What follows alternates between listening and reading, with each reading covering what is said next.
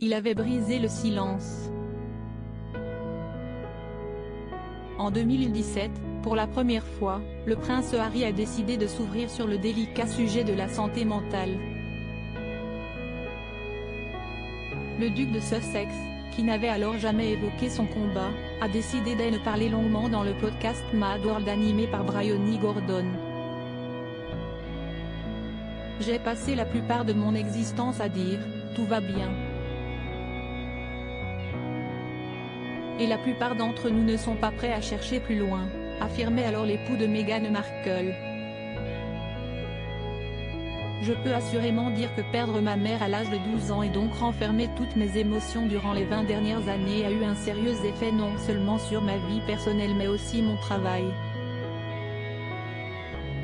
Une prise de parole bouleversante, qui a étonné de nombreux Britanniques, mais également la journaliste.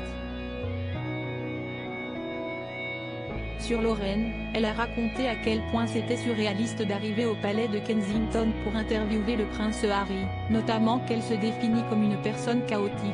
Je me souviens encore si clairement de m'être assise sur le canapé avec lui dans le palais de Kensington, et j'étais tellement étonnée. J'ai une longue histoire avec l'alcoolisme, la toxicomanie, les tocs.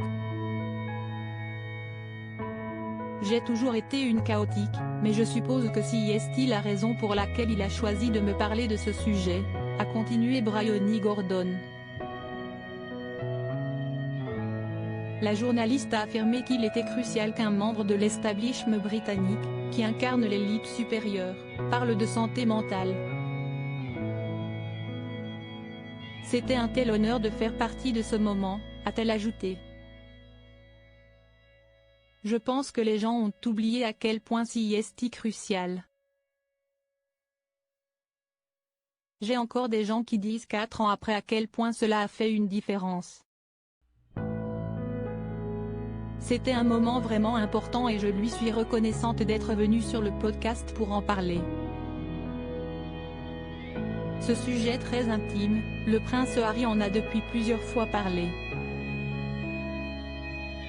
Notamment aux côtés de Meghan Markle, en octobre dernier. À l'occasion de la Journée mondiale de la santé mentale, le couple a participé au podcast Teenager Therapy où la duchesse a évoqué le long harcèlement en ligne dont elle a souffert. Le prince Harry, j'ai fait le choix de ne pas lire ou voir et de m'éloigner de tout ça. Je peux en parler personnellement parce que l'on m'a dit qu'en 2019, j'ai été la personne la plus trollée du monde entier. Pourtant, durant 8 mois de cette année-là, je ne me suis même pas montrée. J'étais en congé maternité, ou avec mon bébé. Mais malgré ça, on a pu fabriquer des choses. Et si est presque insurmontable, confiait Meghan Markle. Et si est tellement énorme que vous ne pouvez même pas savoir ce que ça fait, parce que peu importe que vous ayez 15 ou 25 ans, si des gens disent des choses sur vous, qui ne sont pas vraies, cela ne peut que faire du mal à votre santé mentale. Touché par la détresse que son épouse a longtemps vécue, le prince Harry a pris la défense de la mère de son fils. Mais aussi de toutes celles et ceux qui souffrent mentalement. Si est très facile d'être pris et bloqué dans une spirale négative, mais nous avons tous le choix d'essayer de se défaire de la négativité de nos vies. J'ai fait le choix de ne pas lire ou voir et de m'éloigner de tout ça, pour me concentrer sur le côté positif et optimiste, assurait le duc.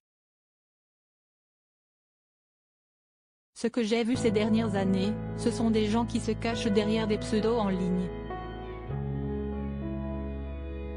Ils disent des choses que personne ne dirait en face de la personne.